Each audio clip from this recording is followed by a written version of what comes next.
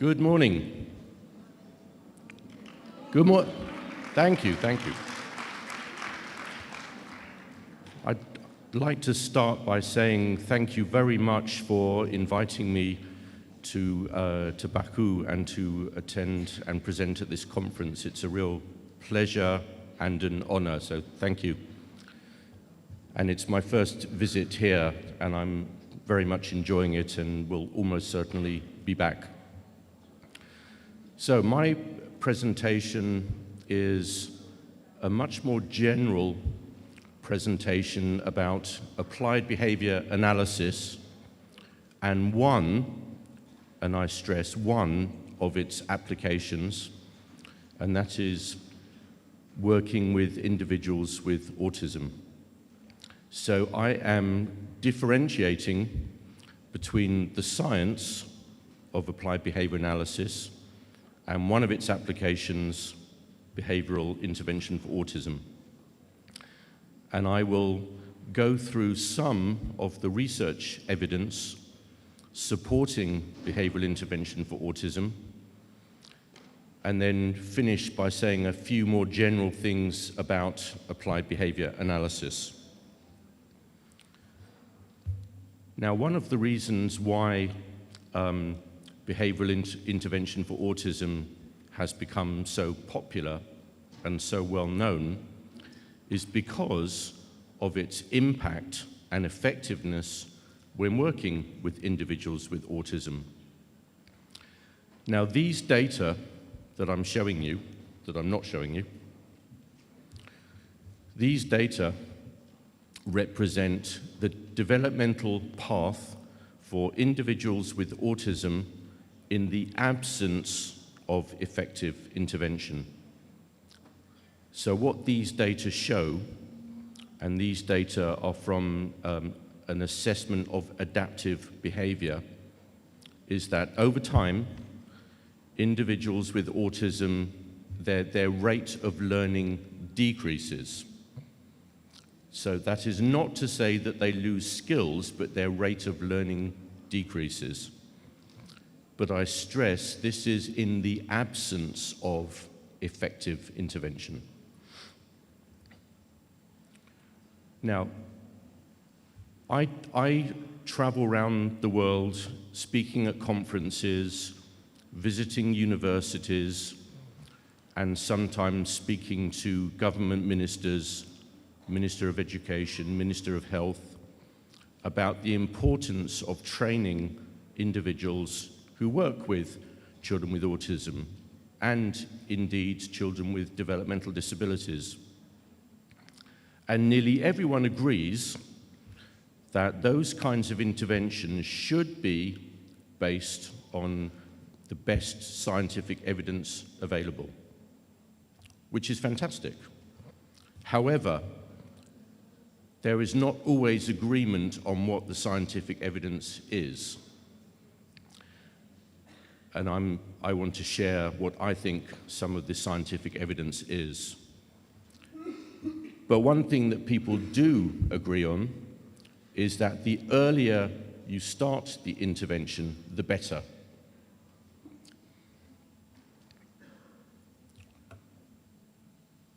Now, if you look for autism treatments, autism interventions on the internet, you will find many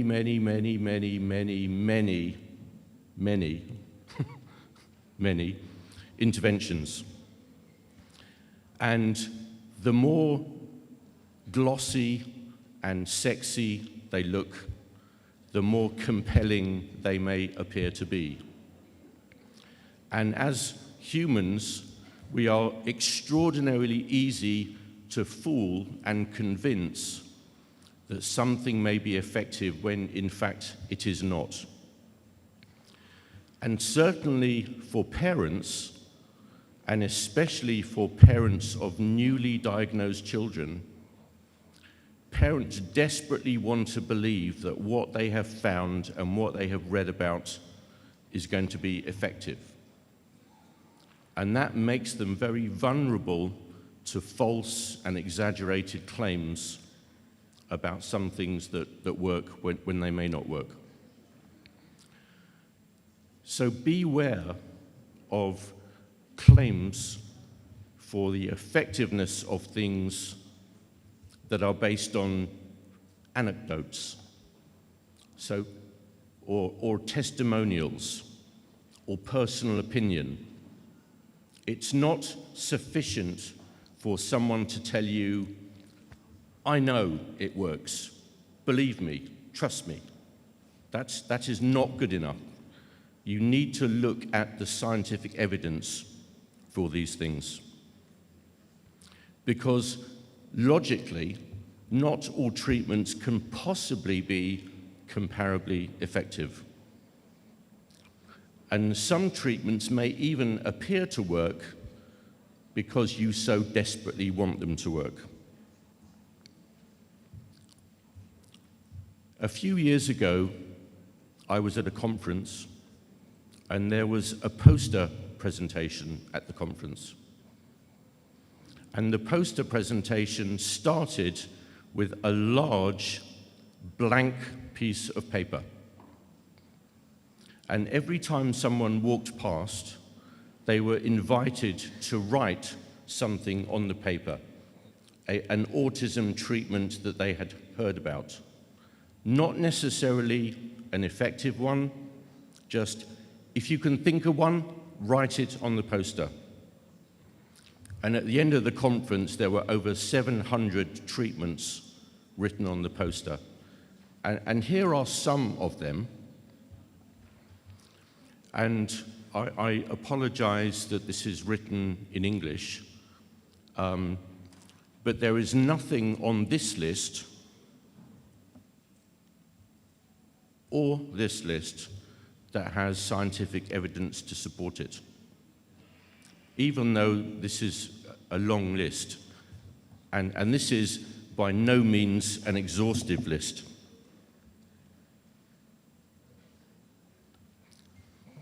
The other thing I wanted to point out about autism interventions is that some interventions are not designed to directly address the skill deficits or excesses of autism.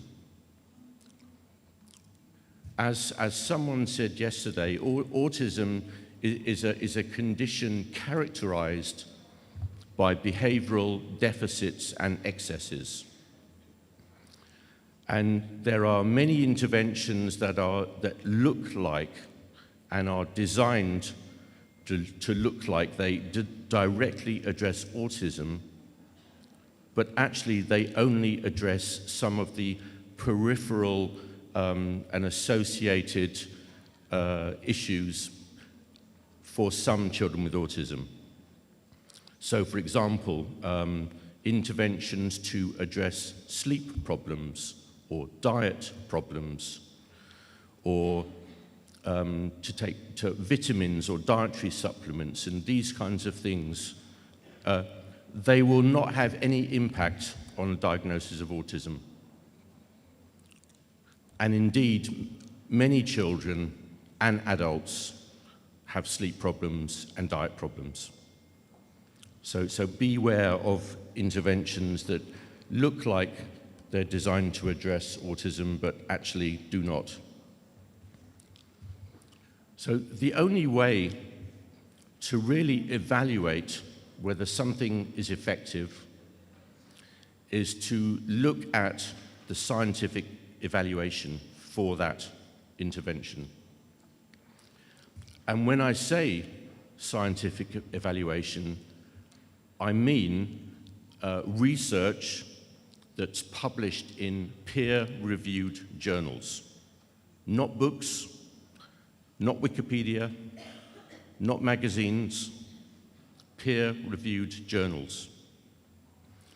Because the alternative would be to make a decision about a treatment on the basis of speculation or perhaps even superstition.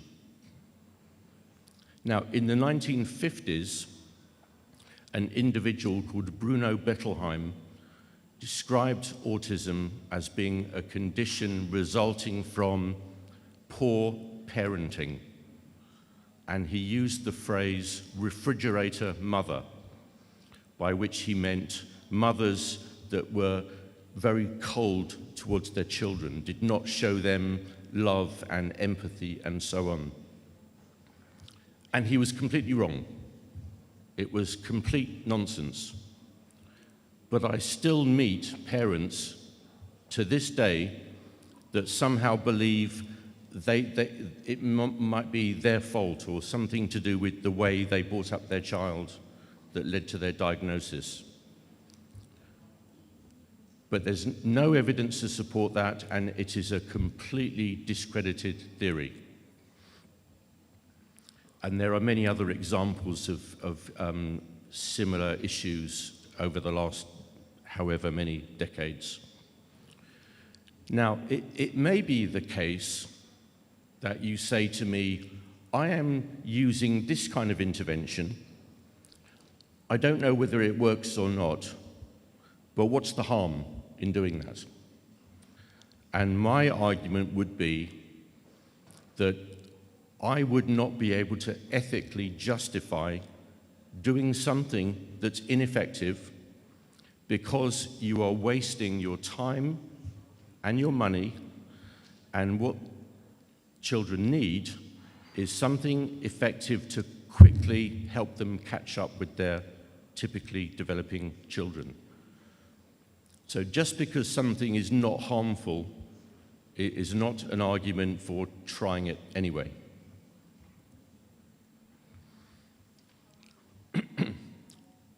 So, if we look at the research evidence, and I'm going to share some with you, the research very strongly suggests that behavioral intervention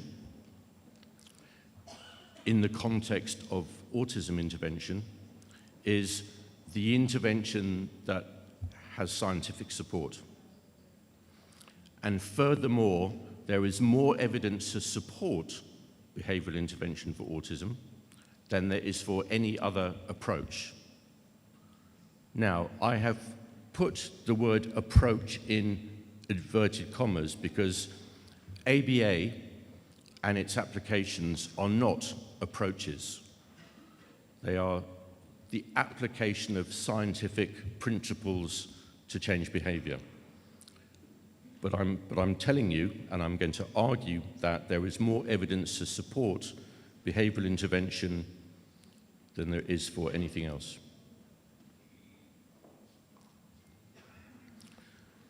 Some of the first applications were published back in the 1960s. Indeed, there were some studies before then, but some of the first key publications date back to the 1960s.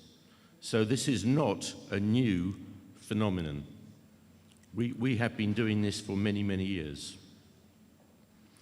In 1995, so 25 years ago, I was involved in a research study in the UK evaluating home-based behavioral intervention programs for children with autism. And 25 years ago, I found 550 studies demonstrating the effectiveness of behavioral intervention for autism.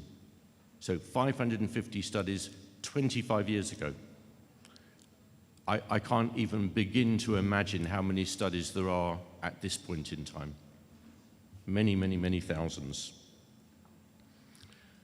A very important study was published in 1987, a study by Eva Lovas. And Lovas showed that children who had had early and intensive behavioral intervention for 40 hours per week on average, for 50 weeks a year, for a minimum of 2 years, so very intensive. Under those conditions, nearly half of the children having behavioral intervention, 9 of 19 children, made such spectacular gains that they effectively lost their diagnosis of autism. And they were able to assert that these children were now could be described as normal functioning children based on 3 separate criteria. The first was that these children now had cognitive and adaptive behavior scores in the normal range, and before they did not. The second was that these children were now able to attend a normal, typical school and needed no additional support. And the third, and perhaps the most important or relevant, was that these children were now indistinguishable from their typically developing peers. Now, this paper and these results, I think it would be fair to say, stunned the academic community. Because until this point, autism was considered a lifelong neurological disorder, and for children to lose their diagnosis was unheard of at that point. Now, in this study, they also had children in 2 other comparison groups, and only 1 of 39 children in the other 2 groups made anything like those kinds of gains. And these 9 children were followed up several years later, and 8 of the children were still described as normal functioning. 1 of the children needed some additional support in school. So these results were maintained over time. In 2005, another study published very similar results. In this study, 24 children were randomly assigned to 2 different types of behavioral intervention group. One group was described as clinic-directed, and what that really meant was that it was under the control of a university and academics at a university. And the other group was described as parent-directed, which meant that the parents were responsible for hiring the behavior analysts and hiring the tutors that work with the children. And after 4 years, they published the results.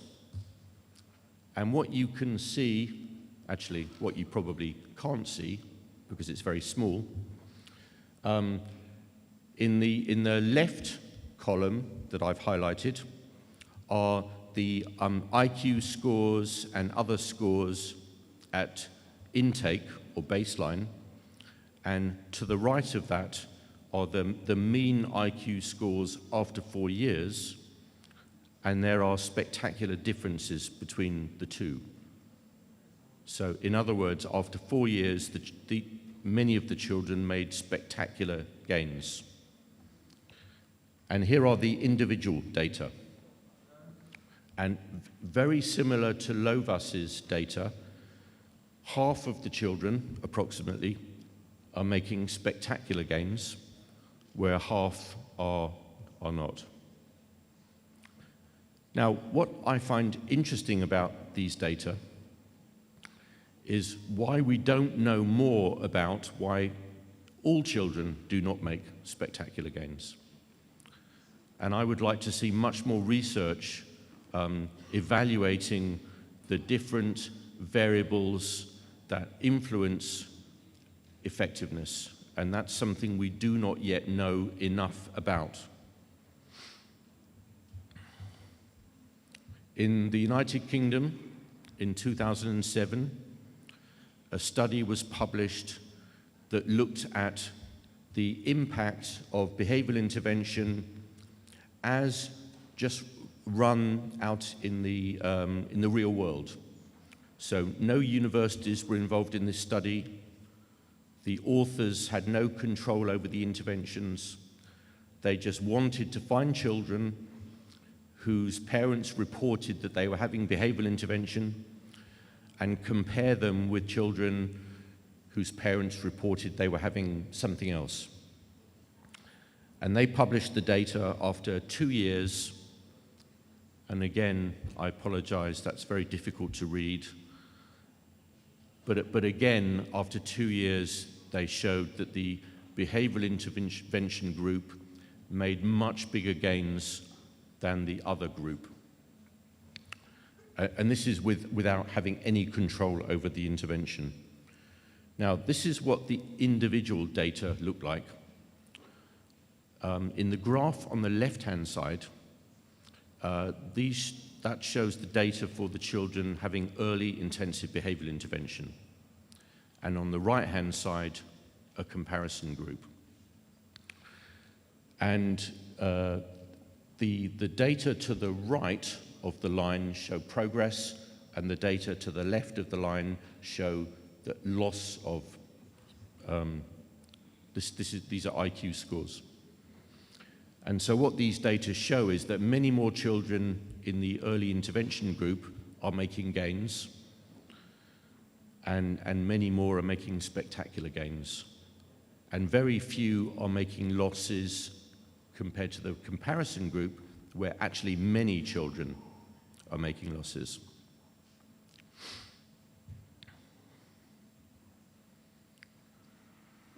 Now, in 2009, a colleague of mine in Norway, Sigmund Eldevik and colleagues, published a meta-analysis. A meta-analysis is a rigorous scientific method that involves looking at multiple studies and grouping them together so that you have a much larger sample of children and data to look at.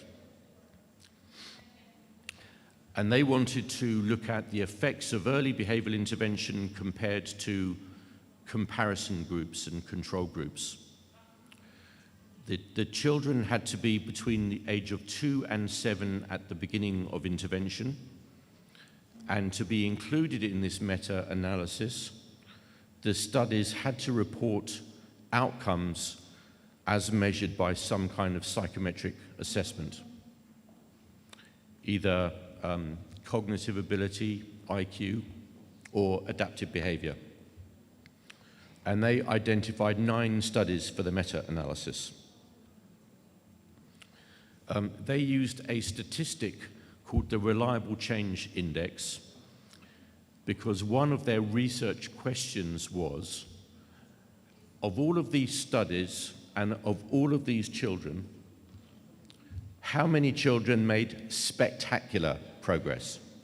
Not just progress, spectacular progress. And the Reliable Change Index told them the point at which they could determine that children had made spectacular progress. And in this case, to make spectacular progress, each child would have had to have an increase in IQ of 27.4 IQ points. That's a big change, or 20.9 adaptive behavior points. Now, because these numbers are so big, they did not think that many children would meet such a high threshold. But actually, they found that over 25% of the children made spectacular gains in IQ. So more than 25% of children made IQ gains of 27 IQ points or more. Now that is really quite spectacular. And in comparison to the control in the comparison group, where far, far, far fewer made those kinds of gains. Someone at a conference asked Sigmund Eldevik, they said, okay, so more than 25% of children make spectacular gains. That's fine, but how many children generally make gains? And he said, oh, nearly all of them. Okay, so with behavioral intervention for autism, nearly all of the children make gains, but many of them make spectacular gains. Now, many organizations and indeed even at government level, often what people recommend as a treatment or intervention is some kind of eclectic intervention. And what I mean by eclectic intervention is a mix of different things. So the logic seems to be, well, you should try the best of everything. That seems to be the logic. So this is endorsed by many people and many organizations. But I think that's a big problem, particularly for children with autism. Because if you are having an eclectic intervention, so a mix of different things, that is going to involve multiple transitions between interventions, rooms, people, little engaged time in any one particular thing, so no opportunity to practice something repeatedly, inconsistent instruction, and in fact, most eclectic interventions typically involve multiple techniques that are themselves ineffective and not scientifically supported. Now, people may say, and have said to me, yes, but there's no evidence that shows that eclectic interventions are ineffective. And they're wrong. There is. Here are just two studies. In a study in 2002, the authors compared an eclectic intervention with a behavioral intervention. The eclectic intervention was comprised of something called TEACH, sensory integration therapy, and some elements of behavioral intervention. In 2005, another study compared the effectiveness of an eclectic intervention with a behavioral intervention. And in this case, the eclectic intervention was comprised of, again, TEACH, sensory integration therapy, discrete trial teaching, and PECS. So discrete trial teaching and PECS being some of the many methods involved in a behavioral intervention. And they published the data. And what the data on the left-hand side are the mean gains after the eclectic intervention, and the data on the right-hand side are the mean gains after the behavioral intervention. And if you just look at the top line, the mean gains after a behavioral intervention, 17 IQ points for one study, 29 for another, compared to the eclectic intervention, way, way, way lower. So yes, the data do not support an eclectic intervention. In 2009, a very large-scale study was completed and published. It's called the National Standards Project. It was commissioned by the National Autism Center in the United States, and it was designed to produce a set of standards and evaluations showing what is effective for children with autism and what is not effective. Now, this study was a huge international, actually global study involving a large range of international experts, scientists, practitioners, researchers, clinicians, and it was really designed to be, at that point, a single informational source, particularly for the parents of newly diagnosed children. Because one of the first questions a parent wants to know is, okay, so what do I do now? You've given me a diagnosis, what do I do? Where do I go? Now, in this study, they looked at all of the peer-reviewed treatment literature that was addressing any individual with autism from 0 to 21 years old. The research that they reviewed had to address at least one of the core features of autism, so either communication, socialization, or play. They identified 775 separate peer-reviewed research studies, and they identified 38 separate treatments or interventions. They then subjected each of those studies, each of those 775 papers, to an assessment of scientific rigor and looked at the study in terms of what effects, what outcomes it was reporting. And combining the two together, they were left with something called the Strength of Evidence Classification System. And they then applied that to each of the studies in order to describe each treatment as either established, which they defined as there was sufficient evidence to confidently say this treatment is effective, or emerging, so there were one or two studies suggesting something might be effective, or unestablished, so little or no evidence, or perhaps even ineffective or harmful. And they identified 14 established treatments. So these are 14 interventions for which the research evidence shows that it is effective.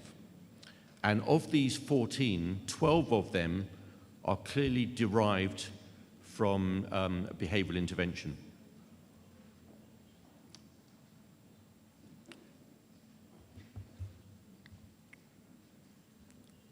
Okay, one more study. In 2014, colleagues of mine published some follow-up data for children who had received intensive behavior analytic treatment in comparison with children who had had an eclectic intervention, both intensive and non-intensive eclectic intervention. And after 3 years, they published follow-up data. Here is the data for IQ standard scores.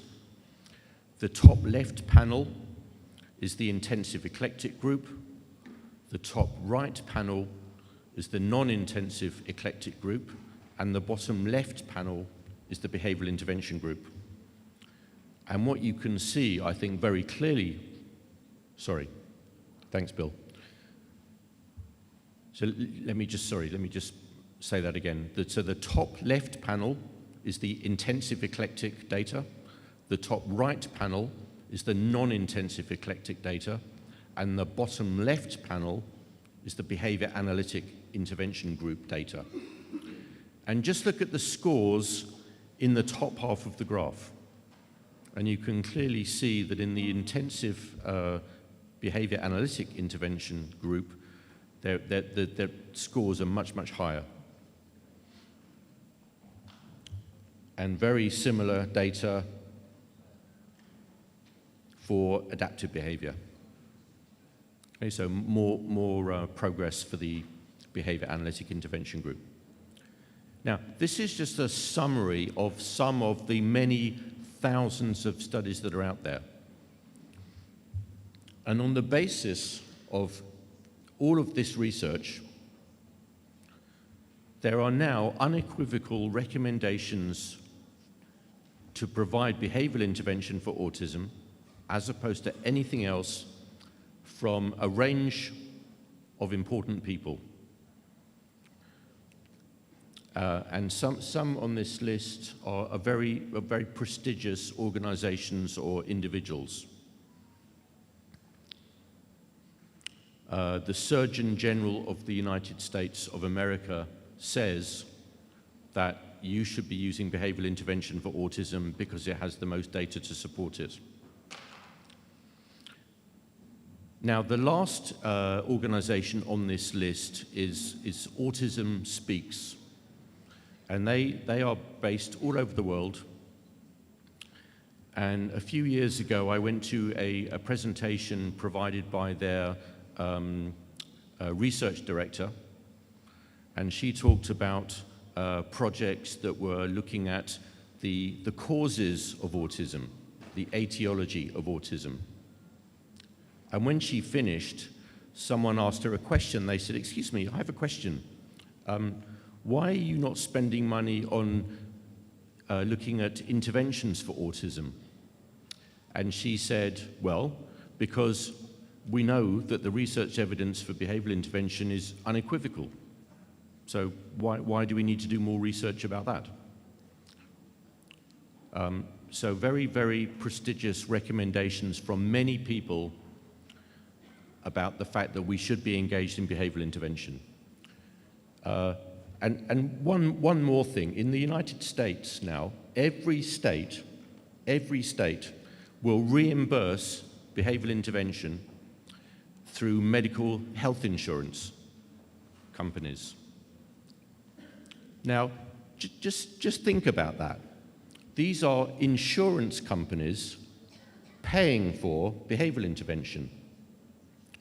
Now, I don't know about you, but when I try and get an insurance company to pay me for a repair to my car or a problem with my house, they never want to pay, right? Insurance companies do not like paying for things. If insurance companies in the United States are paying for behavioral intervention for autism, that's because they must be completely overwhelmed by the research data, right? Because insurance companies do not pay for things. So if insurance companies are paying for it, there must be significant research to support it.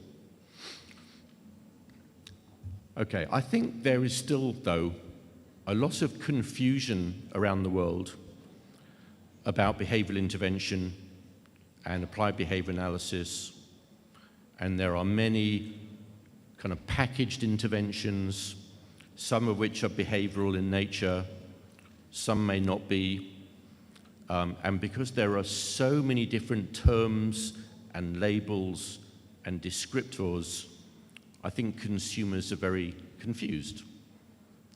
And that is why I have very deliberately spoken to you about behavioral intervention for autism, because it's a nice general term that simply refers to one of the applications of behavior analysis. But what do I mean by behavioral intervention? I've told you about the research evidence. Well, contemporary behavioral intervention is comprised of many research-validated methods combined into highly comprehensive and highly individualized programs for each child. So no one program is the same as any other. It's individualized according to the needs of the child, which is why it's not an approach or a teaching method, because it's so individualized. And each of the programs that are customized for the children are designed both to teach skills to address the behavioral deficits or to address problem behaviors, to address the behavioral excesses. So here are some, and I repeat and emphasize some, of the research-validated methods that could be included in a highly individualized program. So it could involve a mixture of any of these or all of these. So discrete trial teaching, which I'm sure many people have heard of, incidental teaching, the use of task analysis and chaining, the skill of embedding an instructional trial within some other activity, in fact, any activity, the use of direct instruction, precision teaching, and there are many others. So it's all about helping each learner, each individual, develop the skills that they need that will enable them to live as independently as possible. Okay, so this is not about removing autism or removing the label or the diagnosis. This is about maximizing the opportunity of each individual for independence. That's a very clearly stated aim of a good program. The skills that we teach and the problem behaviors that we address are determined by skilled practitioners through very detailed assessment. And then the skills that we teach and the teaching components that we use to teach them are very clearly defined such that we can observe and measure them. And we do so. We observe the skills, the problem behaviors, the teaching components. We observe them directly and we measure them frequently. It's a very important aspect of any applied behavior analytic application that we use direct and frequent measurement to determine our effectiveness. Excuse me. Now, another aim of certainly early intensive intervention is to help children with skill deficits catch up with their typically developing peers, if we can do that. So this is typical child development. So for every year, the child makes 1 year of progress. Okay? This is what delayed child development might look like. So for every year, the child will make some progress, but maybe they'll make 3 months progress or 6 months progress, but not a year's progress.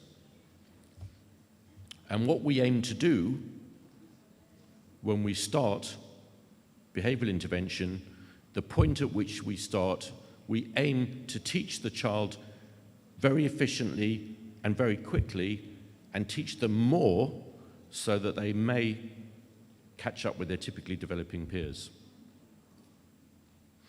So accelerate their learning. And we will do that in any and all curriculum areas. So of course we will focus on communication. That's such an important issue. But we will also be working on, according to the needs of the child, social skills, play skills, general physical skills, play and leisure skills, and of course academic skills.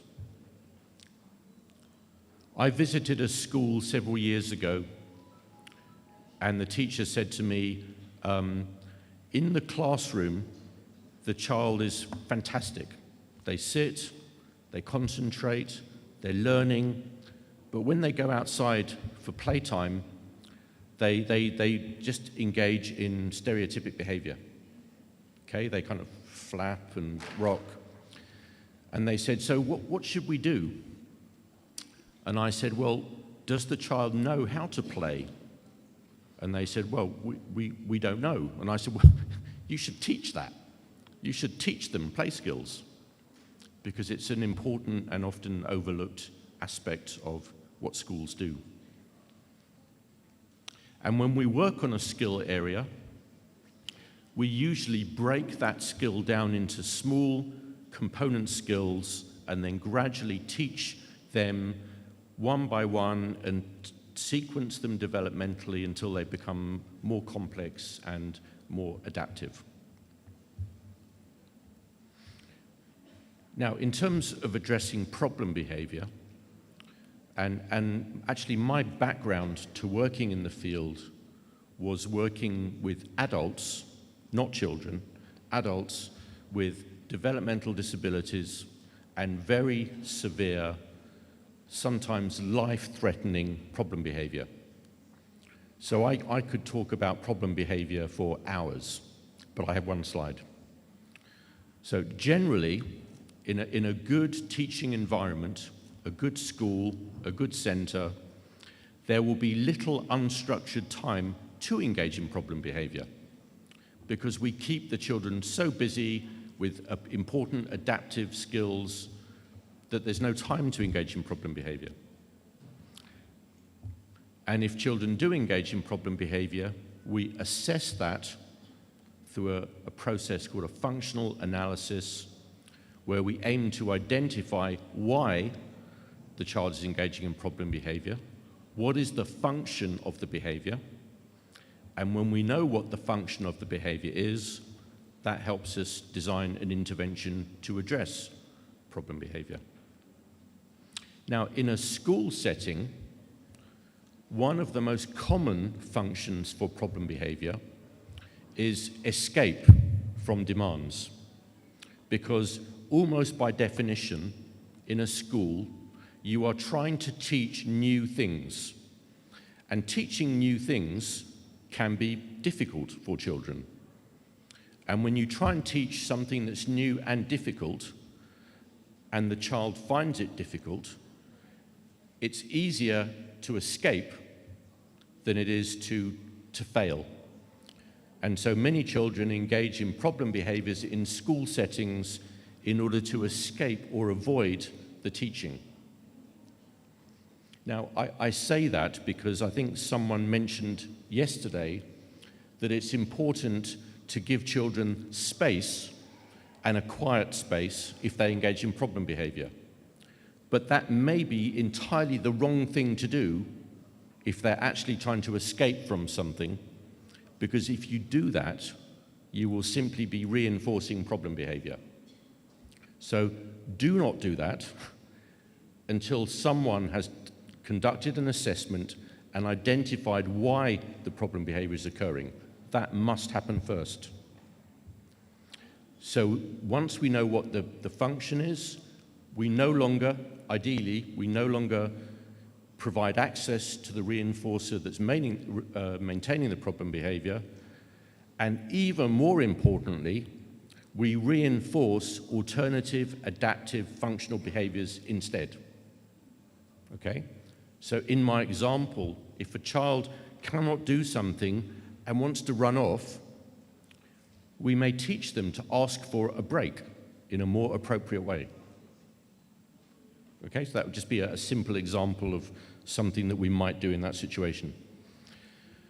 Now, what is the connection between all of this behavioral intervention for autism and applied behavior analysis? Well, behavioral intervention for autism is one of many interventions or treatments or educational provisions that is based on the principles of and uses the methodology of applied behavior analysis. So applied behavior analysis then, very simply, is the use of behavior analytic methods and research findings, because we're scientists, to change socially important behaviors in meaningful ways. So it's an applied natural science. Now, because it's an applied natural science, it makes no sense to me when someone says to me, I tried ABA, it didn't work. Because that's like saying, well, I tried science and it didn't work. What alternatives does that leave you? And anyway, science does work. If something is not working, we identify why it's not working and we change it so that it does work. That's another important aspect of what we do. So here is a nice textbook definition from a nice book by some nice guys, one of which is sitting here. So I've highlighted the important definitional components of applied behavior analysis here. So it's a science where we use the principles of behavior, and we use all of this to make improvements to socially significant behavior, and we use experimentation to identify which bits are working and which bits are not working. And because we do that, and if we identify that bits are not working, we change them so that they do work. We don't just keep doing it repeatedly. Now, here are some things that ABA is not. And some of these were mentioned by William Heward yesterday. ABA is not, and I repeat, not a teaching method. Right? Discrete trial teaching is a teaching method, but ABA is an applied natural science. It's not a therapy. And personally, I loathe and detest the word therapy. And I know it's used by many people, but for me, therapy involves lying on a couch and having someone ask you about your feelings. We do not do that. We teach. Fundamentally, what we do is we teach. And it's not, ABA is not specifically related to autism intervention, because there are many, many applications. It's not characterized by one-to-one instruction or sitting at a table. It has nothing to do with intensity of intervention and nothing to do with early intervention. Here are some of many applications of the science of behavior analysis. General teaching. I think, and I'm sure my colleagues would agree, there should be behavior analysts in every classroom around the world, but there are not. And that could involve just management of behavior problems in a classroom. If you go into a class of typically developing 3-, 4-, and 5-year-olds, it's pretty chaotic. And someone needs to organize that and control that. Applied behavior analysis is also used for sports training, treating addiction problems, drug addiction, gambling, increasing driver safety, working with individuals with dementia, marriage counseling, counter-terrorism. I have friends and colleagues that work in all of these areas. Addressing issues related to global warming. Now, that's a massive man-made human behavior problem that we need to address, and quickly. And of course, I've added on the end of this list, and behavioral intervention for autism. Now, how do we know if we go and visit a school or a center if they're providing behavioral intervention for autism? Because it really ought to just look like good teaching. It ought not to look particularly special. Well, it's ultimately determined by the skills and competencies of those designing and delivering the intervention. Okay, so it's about training and skills.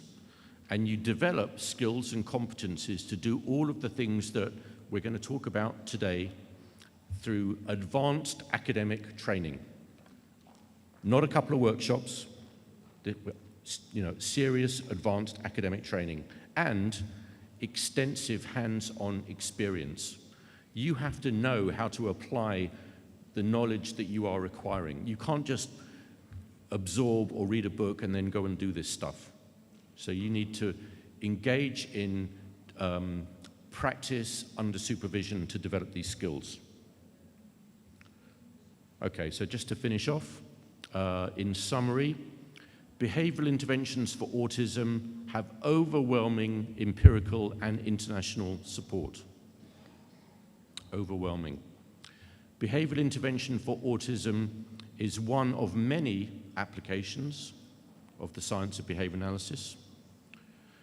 Applied behavior analysis is an applied natural science.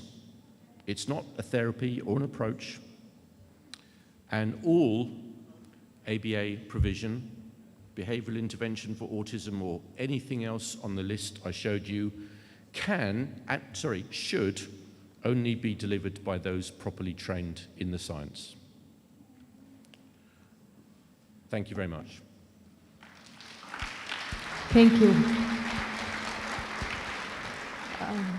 Actually, we have a few questions for you, so I would like to ask you to put your headphones on. So I don't have headphones. Actually. Thank you. Thank you.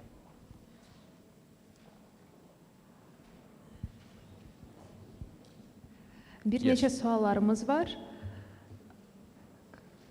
Beləliklə, valideyn övladının autizmli olduğunu qəbul etmirsə, və onun dəyişilməsinə belə müdaxilə edirsə, bu zaman nə etmək olar?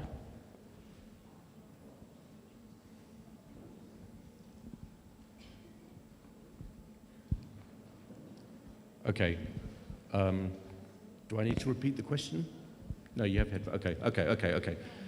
Okay, well, I think, and I hope my colleagues will agree with me, that the important thing is not the diagnosis of autism. For me, that's completely irrelevant. What's important, I think, is the identification of skill deficits and excesses. So if a child has particular deficits in a particular area, then I would wish to address that, irrespective of the diagnosis. So if a parent is not willing or doesn't believe or doesn't accept that their child has a diagnosis of autism, that's fine, but still work with the child and still teach them the skills that they're missing in order to help them, right? But I think the diagnosis is irrelevant, personally. So another question? Yeah. Digər sualımız, serebral iflic diaqnozu qoyulmuş uşaq autizmli uşaq hesab olunurmu?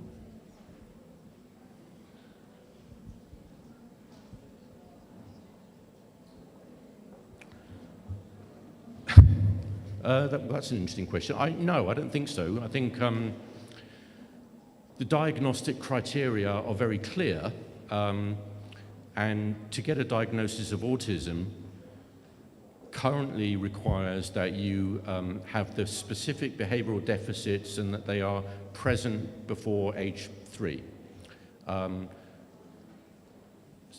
So I would say no to that question. We have one more. Okay. Yeah. Bəzi həkimlər autizmli uşaqlarda yuxu pozuntusu üçün melatonin hormonu məsləhət görürlər. Bu fikrə sizin necədir yanaşmanız?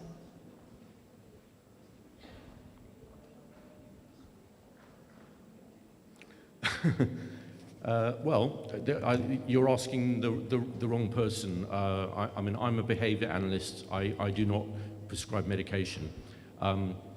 Now, generally speaking, and I've heard many sensible doctors present on this, there are no medications that address anything to do with the symptoms of, well, anything to do with the core deficits of autism. If parents are taking a particular medication for a specific issue, then I would urge them to ensure that at least the medication is effective for that specific issue. And we, as behavior analysts, have great tools to evaluate and record and measure whether certain things are effective. But I would also say that I would probably also recommend to parents and others that medication is not the first thing they try, it's the last thing they try. Because things like sleep issues, eating issues, can be better and addressed by behavioral intervention methods and maintained over time. So medication would be the last resort. And even then I would be very cautious about ever recommending that. Yeah, we have other questions too. Autizmli uşaqların təlimçisi olmaq üçün mütləqmi BCAB sertifikasiyası olmalıdır? Əgər yox, onda hansı təhsilli olmaq daha da məqsədə uyğun olar? Okay. Well, having certification indicates that you have met a minimal level of competence. That's all it does. It doesn't guarantee that you are the best or better. It indicates you've met a minimal level of competence. And the standards and the competencies are very clearly defined anyway. So in the absence of having certification or a qualification, if you have done the university training, and if you have had supervised experience by someone who is skilled and competent, then you meet the standards to provide behavioral intervention for autism, I would say. Növbəti sual. More? More? Yes, we have more questions for you. ABA yaş dövrlərinə bölünürmü? Yəni yaş dövrünə əsasən mi ABA proqramları hazırlanır?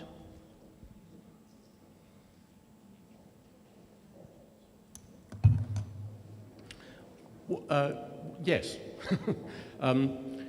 They're designed and based on the assessed needs of the individual that one works with. So if the individual needs me to help them, to teach them communication, I will do that. If I need to teach them how to make themselves food and drink, I will do that. If I need to teach them how to cross the road safely, I will do that. And then, washing, using the toilet. And as the individual gets older, I think there should be much more emphasis on teaching important functional independent skills. So does it really matter if a 15, 16, 17, 18-year-old can do mathematics? Well, probably not. But it does matter that they can go to the toilet independently, that they can wash their hands, that they have access to food and drink. Right? Those are the important things.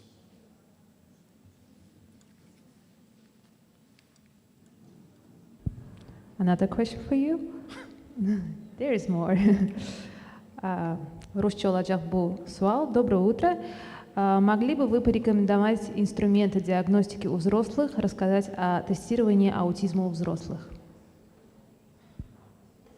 My apologies. I switched this off inadvertently. Can you repeat the question? Yeah.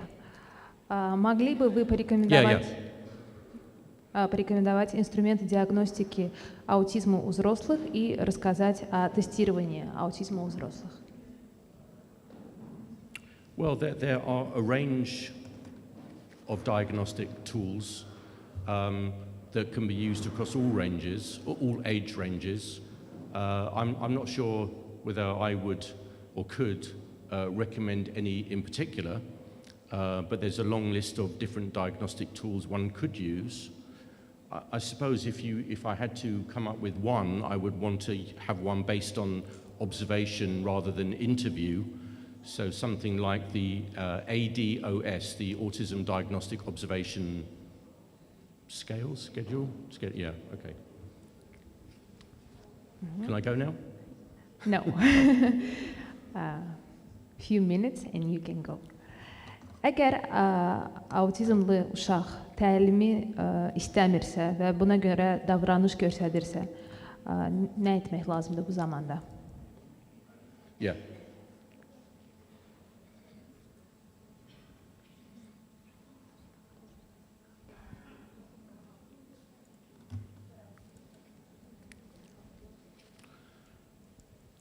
Can you not ask me some easy questions? Well, the first thing I would do is I would assess why the child would be refusing or not going. There would be something aversive about the situation that I would seek to address. So that would be my general answer, but just as a general observation and statement, I suppose. The ideal situation when a child goes to school or goes to a centre or wherever they go to receive their education should be a highly enjoyable, pleasurable, motivating experience, right? And how outrageous it would be if that was not the case. So if when a child goes to school or a centre, they ought to be running through the door, running to their teacher, jumping up into their arms, looking them in the eye and say, "I'm here, teach me." That doesn't happen in many schools, but that would be wonderful. So if a child is refusing, then there's clearly something very wrong with the environment in which they're being taught, and that would be the first thing I would need to address. And the last question for you. Last question, that's good. Yes. Uşaq eyni anda bir neçə stereotip hərəkətlər edirsə, necə davranmaq lazımdır?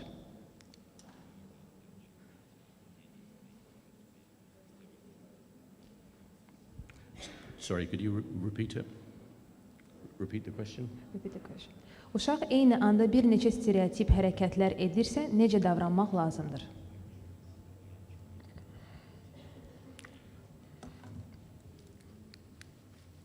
I said easy questions. Well, there have been numerous research studies looking at addressing stereotypy, and it's fairly commonly accepted that in the majority of cases, and you know, a very large percentage of cases of individuals that exhibit stereotypy, they do so because it's automatically reinforced. And what I mean by that is that they engage in stereotypy because it looks good, feels good, tastes good, sounds good, or smells good.